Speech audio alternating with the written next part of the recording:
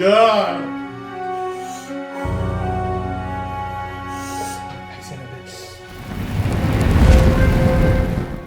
What is going on? Here's a behind the scenes to our podcast. We are going to be doing the Hot Wings Challenge with all 10 of these spicy sauces. So it's going to go from least hot to most hot, all the way down. It's going to go least hot, all the way coming down to most hot. We'll have a bunch of questions, a bunch of pain, but it's going to be fun either way.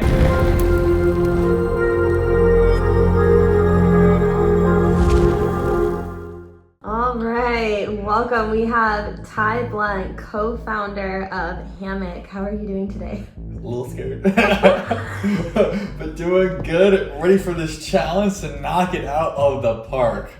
Tell us what we're doing here. So if anyone's tuning in for the first time, what is happening?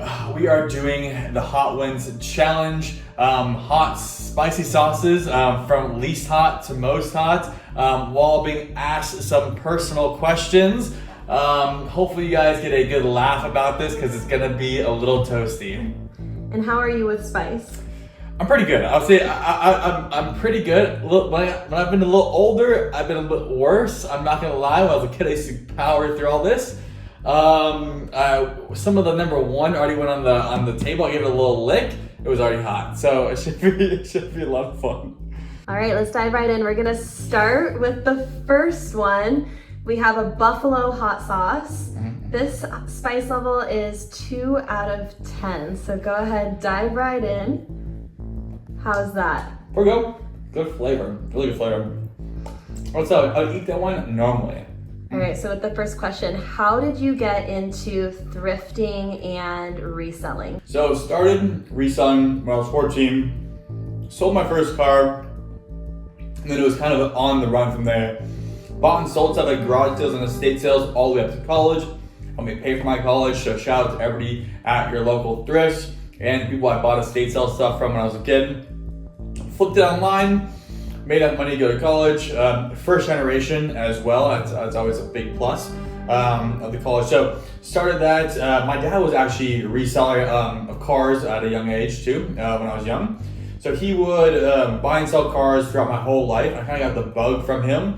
A lot smaller scale, probably sold 3-4 cars a year, but it got me the know-how and knowledge.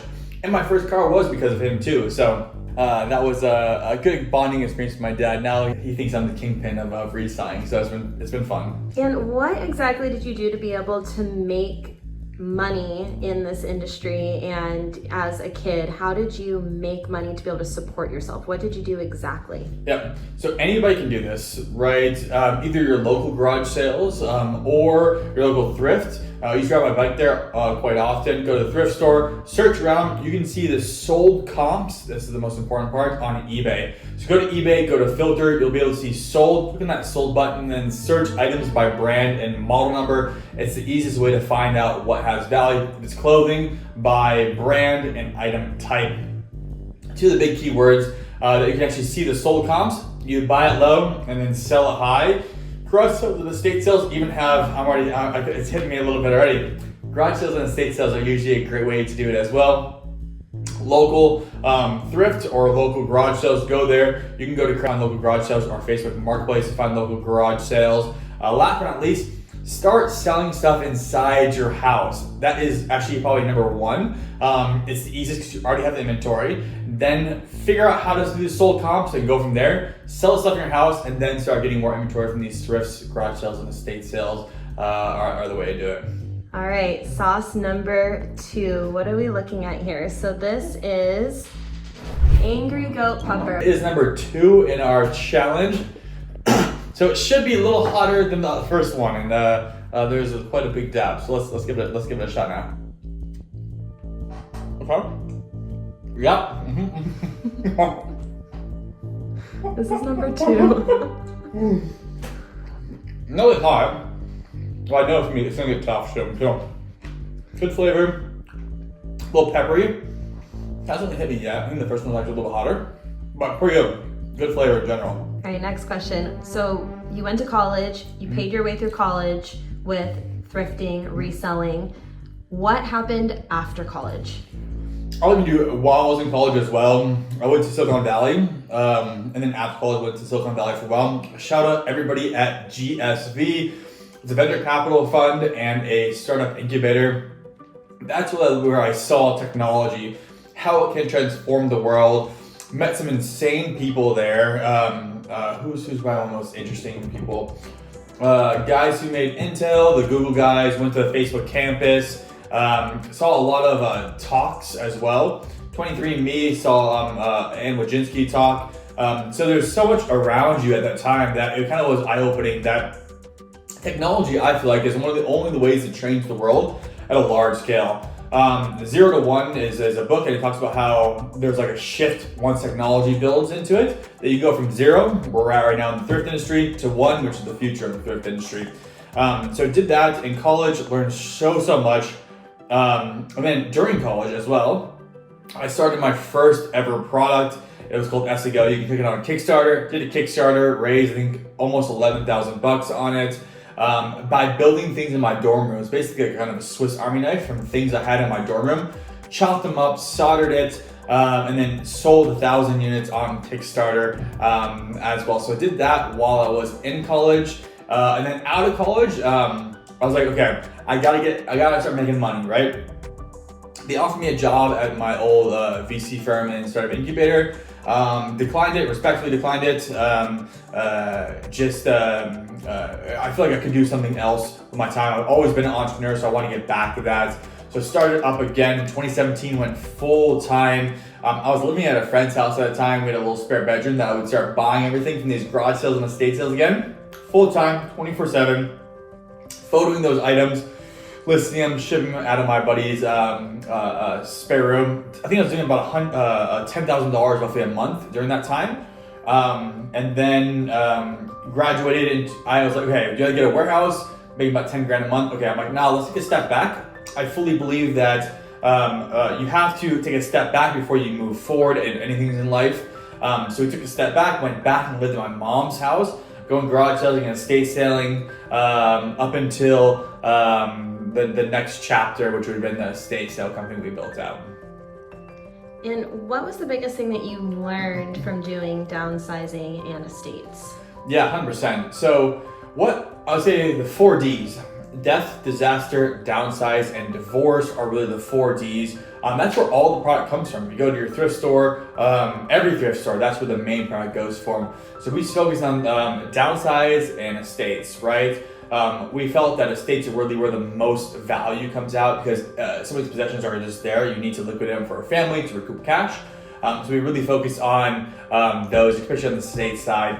What I found out is really the estates and then secondly downsizing would be a way to acquire that inventory to be able to move to the next level. So we're probably sitting around this time before we do the estates around 20 to 30K a month in revenue. Thinking, okay, how do I go and get the next level of this whole flip game, right? I've been to estate sales. That's why I thought it was the best idea how to get into the estate sales and become a estate sale company. And then started doing some crazy stuff. We got these massive mansions that we started selling artwork with, everything down to your nitty gritty individual items. Also that there's so much items outside in the world, right? How do you get them sold? How do you get them digitized? This was kind of the start process to what we're doing at Hammock right now. All right, sauce number 3. So let's see what it tastes like. Okay, a little sweet. Haven't had anything hot yet. Okay, so do you have any crazy or memorable moments as a reseller? The one that comes to mind is Geneva, Switzerland. So, walk myself back to the States with one big downsizing client, massive PV mansion, and no one else has been able to authenticate, sell any of his items, right? They got into all the big brokers. They got into Christie's. They got into Sotheby's. They got into all the auction houses around the United States. No one would take this product on. Why? There really wasn't any lineage for a lot of this stuff. They have some paperwork, but not an insane amount that really if you sell through Sotheby's or need the paperwork, and it's a lot easier to sell back on Sotheby's. So, Modigliani, the painting, the artist is called, and it's actually a pastel on paper. And there really only was some paperwork on it, as in there was a paperwork saying how the guy bought it, and then that was it. It's from the 80s. So, to get that authenticated, I had to fly out to Geneva, Switzerland. So when you get to Geneva, Geneva has the biggest free port in the world. Basically, kind of think of it as this gray area where you can bring items on and items out of Geneva without paying taxes. Because Modigliani, let's say it's a $2 million piece of artwork, you have to pay taxes on that, bringing it in, VAT taxes, and VAT taxes bringing it out. So flew in with it in this cardboard, right? It's like multi-million-dollar piece of artwork. Flew in Geneva, landed in Geneva, and I got some cryptic instructions of how to get down, right? Asking people, okay, I need to go to the free port, blah, blah, blah. In the side of a duty-free shop, so in the downstairs, there's a kind of a trap door, more or less, that comes up into and down through the duty-free shop to get into like this side back room where like people that are using the free port have to go. So go down through this like kind of trap door, literally behind a register. I walk up, or walk down, I walk up, coming back up as well. Walk down, and I'm like, what is going on? Circle around, meet this guy that speaks no English. He knew my name, and he knew the artist Modigliani. He goes, Ty? I go, yes. He goes, Modigliani? Yes. Sign here. We're like, okay, sounds good. He goes, come with me. I'm like, okay, sounds good. We jump into this black car. Like, I think I've been in Geneva way back in the day, but never knew where I was at going. End up at this big complex where like the Freeport is. You can actually Google Geneva Freeport. Had to show my passport, had to show the signed documents, and then we go in and meet this authenticator and his team. Basically a laboratory where they're doing pigment testing and pigment dating and carbon dating on this piece of artwork. So I go there and I stay there for about 2 weeks, going in and out, just kind of talking to them. And then I fly back home, again going back up through the duty-free shop, get a call about a month later that it is real. So that was probably the most exciting thing that I've had happen in my journey as a reseller since I got out of college. All right, next one. Los Calientes Barbacoa hot sauce. I feel like this is where it's gonna get a little hotter. I think right here it's gonna get toasty. This one's gonna kick me, and then I'm gonna die here. Okay. Nice barbecue flavor. Yep. Hotter than the other ones, for sure.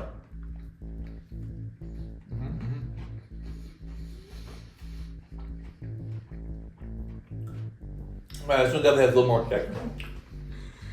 So after downsize and estates and wheeling and dealing and fine art, what was the next venture? What did you do after that? So we saw in the States, you get a huge client. Ooh, this one's this is getting a little hot. So you sell. So you saw it downsizing in the States. I'm scared for this one. I'm scared for it. So you saw it downsizing in the States. We would get a like 13,000's worth of mansion and some small players in like a month span. We'd do the downsize in the States. We'd make our cash if we needed to. Big ups and downs. I really didn't know how to learn how to acquire customers at that time, like very well. We had a few people that pipe them into us. But I had these big swings up and down where you sell a $100,000 piece of art and it's like a $500,000 estate, right? And then you have a month or two where we're just crossing estate selling, and then we do another big estate, go down. So I thought, like, how can you start making this a business that's scalable and doing it at a large volume, quick and easy, right? I would say quick and easy. We ended up buying a bunch of these Weight Watchers calculators at a garage sale, and they some of them sold online, and it kind of dawned on me, I'm like, why are we selling? Let me see what they sell for new on Amazon, right? So I saw what they sell for new on Amazon, and we sold a few of those calculators, maybe like 3 or 4 of them, right? So what they sell for new on Amazon, I'm like, this doesn't make any sense. Why are they selling for $65 on Amazon when eBay is selling for $20? It was kind of the ding, ding, ding in my head where I'm like, okay, we have a huge arbitrage. I can buy stuff at scale while sitting down or having virtual assistants being able to do this in the back end. Doing this at a large volume and being able to take that big profit margin. The profit margin on this stuff was massive, again, 20 to 60, even with Amazon fees, you're still doubling or tripling your money.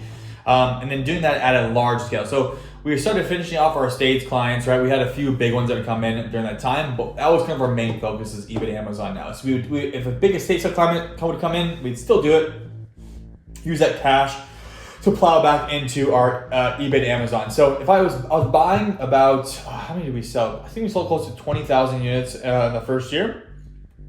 And that ended up being about $1.7 million in revenue.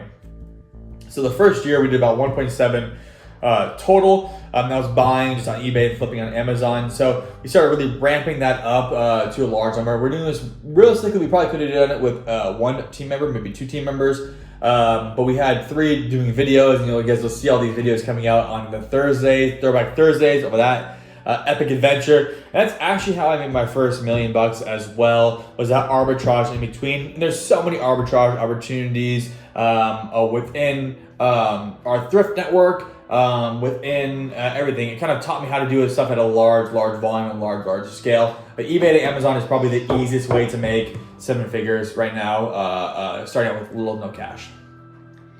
And what did you learn from that, or what would you, what type of advice would you give to someone who is wanting to start out doing that? Great question. Yeah, so I think I'll break it up in a piece. What we saw at that, and this is another, I talk about these stepping stones to what we're doing with Hammock, right? Seeing everything at estate sales, seeing everything in garage sales. Right now I'm talking about the eBay to Amazon. eBay was the main platform before Amazon we were listing on, right? What it taught me is that eBay is a marketplace. It's just a website with a database in the back end. There's no infrastructure there at all. So that really lowered the price of what Amazon can sell, because Amazon has the infrastructure for their sellers and for themselves. Really not a fan too much of Amazon in general. They're kind of really rude to their sellers compared to eBay.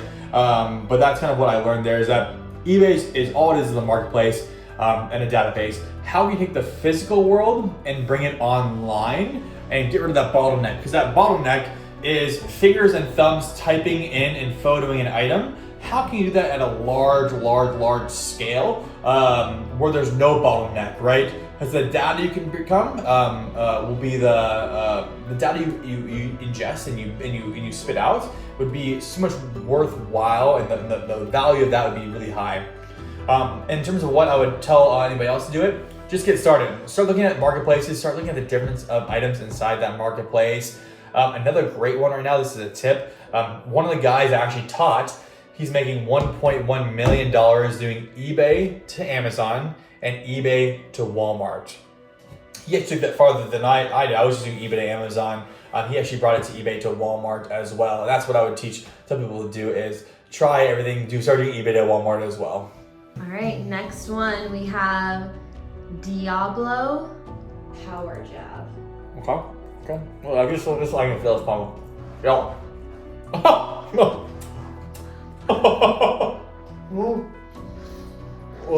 Oh my god. What is your most memorable flip? Oh, flip. Oh, I'm so. This one's gonna smoke me. Oh.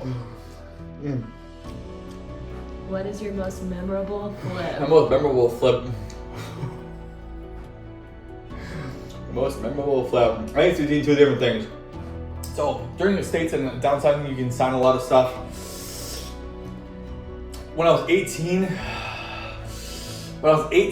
I sold my first supercar. Probably my most memorable flip. An Audi R8. It was like 2014 Audi R8, 2012 Audi R8. 2012 Audi R8. I flipped it, basically cashing that, but that was my first supercar flip. Second one would probably be the Weight Watchers calculators, because I kind of opened up the Pandora's box to Amazon. Person behind the camera is laughing her butt off right now.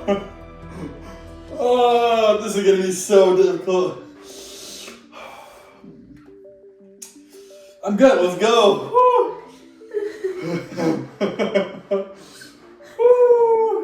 What is the coolest thing you've ever purchased for yourself secondhand? My favorite thing so far had to be, thing I just got recently. It was a SpaceX Starship, the largest rocket ever to be produced and launched up into space by 2.6 times bigger than the Saturn IX, which got us to the moon. The first one I blew up, or first one I didn't blow it up. That'd be kind of crazy if I did blow up. It blew up, and the debris landed in Texas and in Mexico. So a couple people bought some of the stuff, and there's a heat shield tile, pretty much intact, which I just purchased on eBay. It was like $3,000. I think when it gets to the moon, it's worth 10. When it goes to Mars, it's worth like 30 to 50. One of a kind thing that can never happen again. That's my favorite thing. But really, I don't get high on my supply really often. Oh, and I buy all used clothing on eBay. I only buy used clothing now going forward. And this is still kicking my butt. All right, next one. Oh, this one's gonna be tough. Which one is this one? Whiskey Smoked Ghost. Oh. Yeah. Oh God.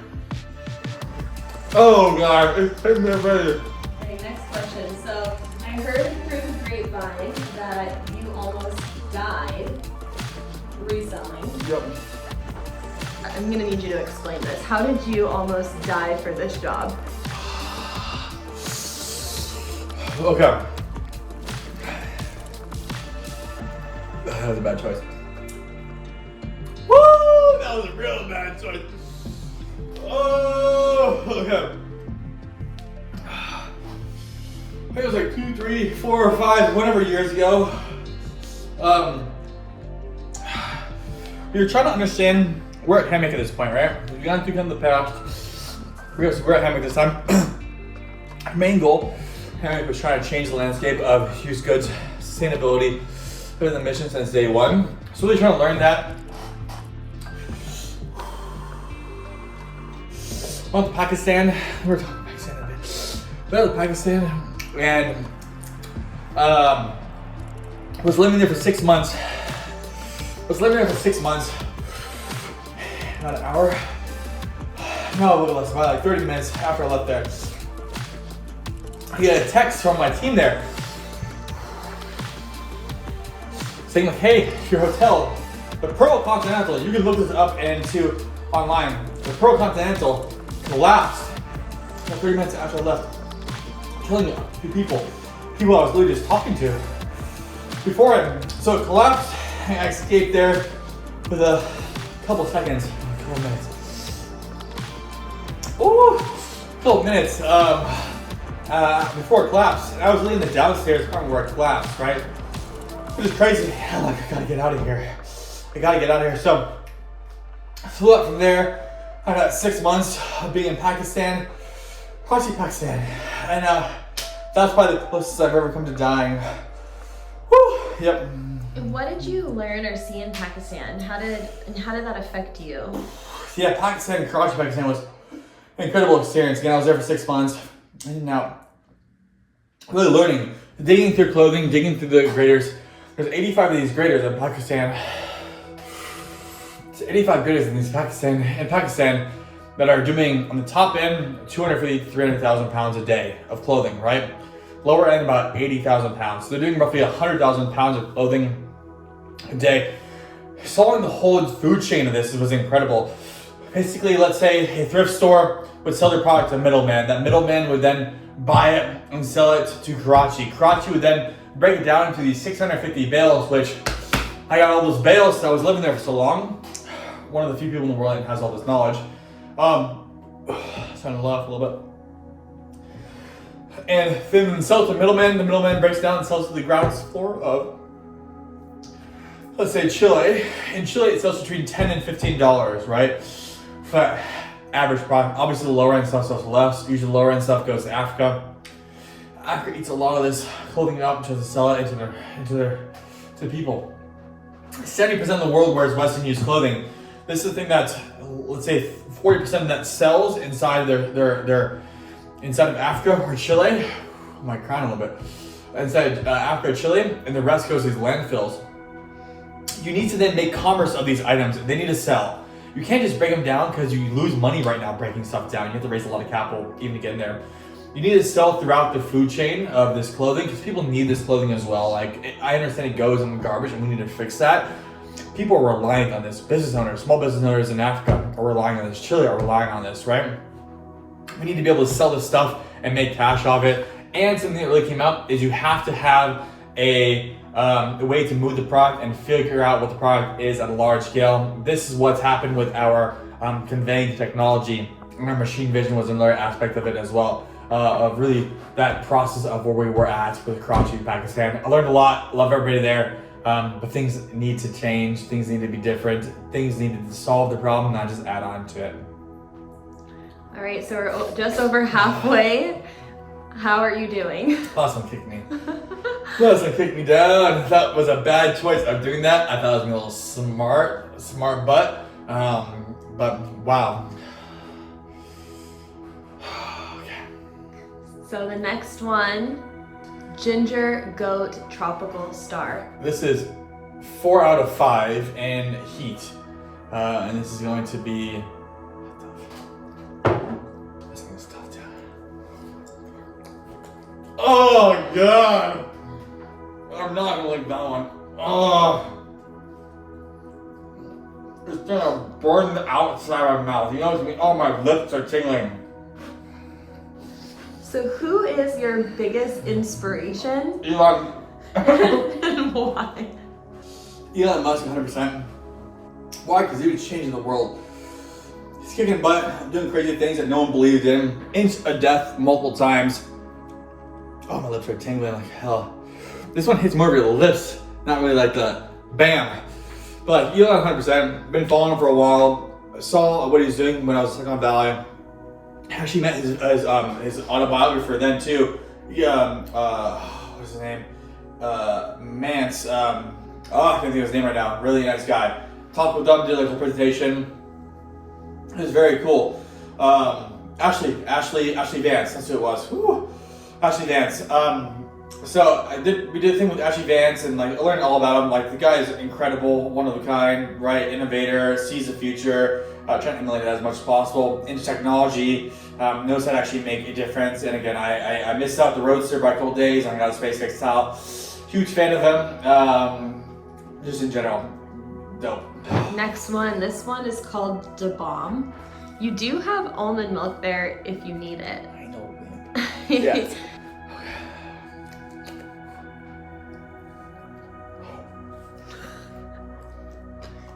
Is the silence dying?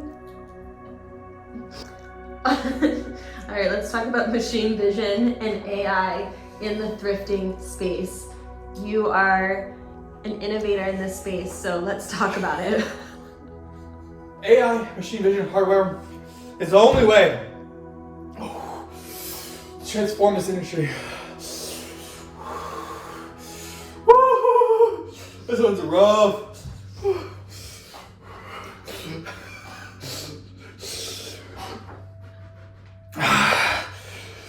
I thought about Pakistan. Same thing. Hardware, getting from point A to point B. I do this in one breath. Hardware, getting from point A to point B. Machine vision, you gotta understand what it is. You gotta understand what the item is. All the item specs we've been doing. Everything you guys have been listening with us, we've been training our machine vision on for these last 4.5 years.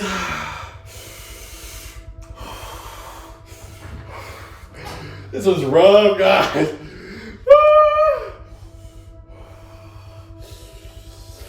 Machine vision and hardware is the only way to do this at scale and doing it at cheap cost. People go overseas to Pakistan because they can't grade the product cheap enough. It costs 15 cents in Texas to do this per item, and it costs a penny to do it overseas in Pakistan.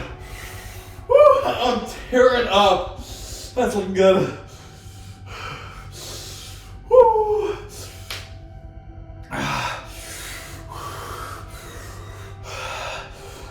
To get this data and to figure out what it is, you need machine vision, you need hardware, dynamically priced, so all that kind of stuff. I'm like about to faint. In the back room, a human needs to understand what it is. You're doing that by vision. You need machine vision to figure out what that is and become human. AI and robotics will take over the world. to complete the sustainability mission, you know what it is. Sell it at a better price. And to break it down to the last steps. So you need both machine vision, hardware, the whole shebang. Yeah. Any predictions for the next 5 to 10 years in this particular space and industry? In this space, robotics, humanoid robots will take a lot of human tasks. There's going to be specialized robotics that take over these large issues like we see right now in thrift stores.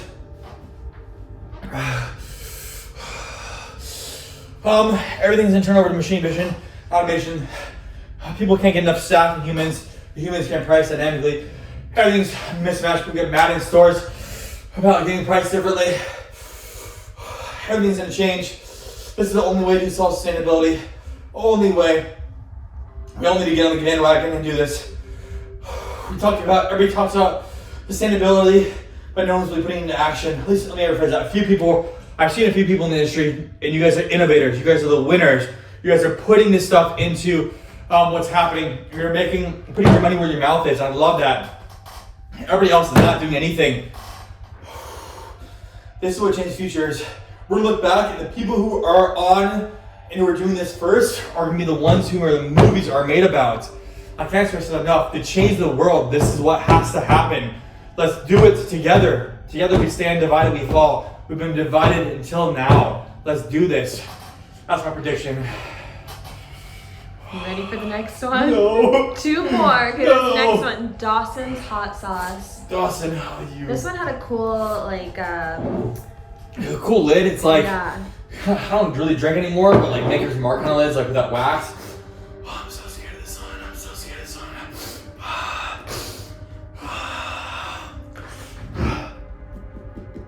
You're like college, you're down, up, down, chug. Down, up, down, Second to last one. My nose looks underwater. Just got heartburn. Oh no. Oh my god. Oh god. What is the biggest thing you've learned? You've been in this industry since you were 13 years old. You've done it all. Thrifting, reselling, eBay, Amazon, downsizing estates, dealing in rare art, creating a company now.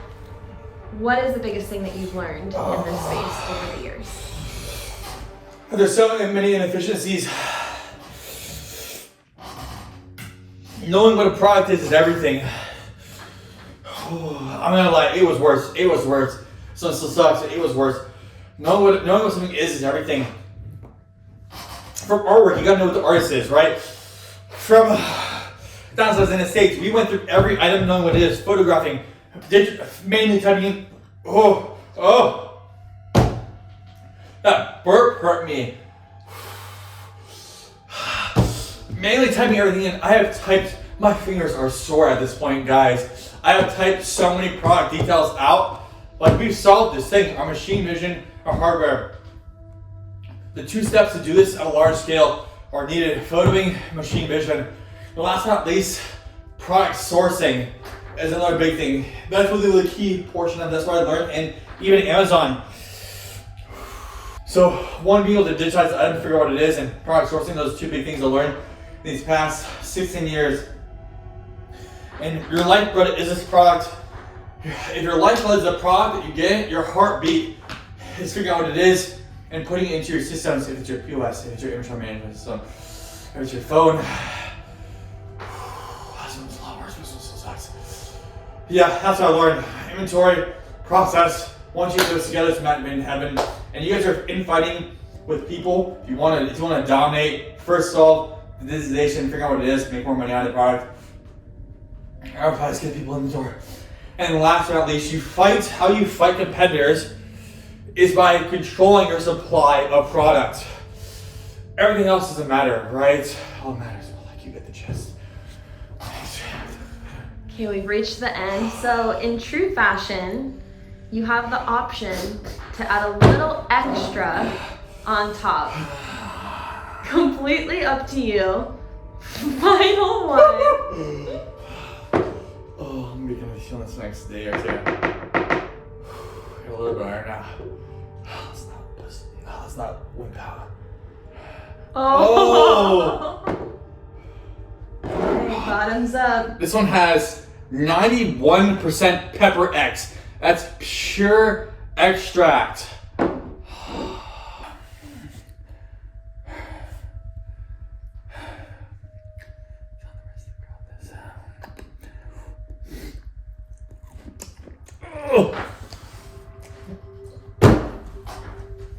Alright, tell us about your mission. What is your mission? What are you aiming to achieve? Why are you doing this?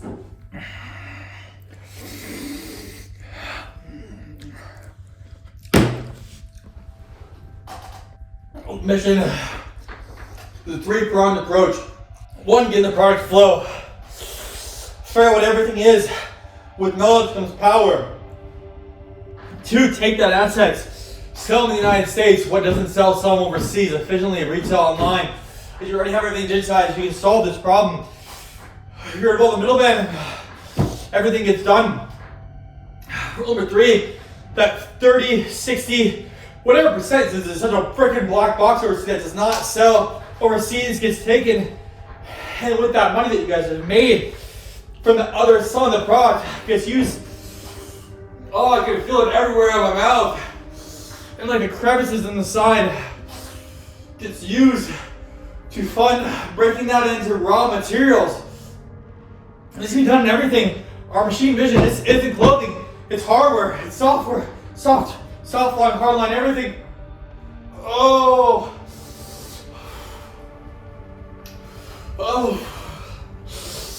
It's everything, breaking it down to the core materials and selling it back, completing the value chain, completing the circularity. That's the goal, that's the mission. We need help doing this. We need people on board. We need our customers to join us. Like the pushback has been insane. Like, we are not your enemy. We're not your competitors. We're trying to help solve a human problem. That's the crazy part. Like, we need to join forces and stop getting this so much pushback we've had these last 4.5 years, guys. Everybody, we need help. I'm tearing up right now.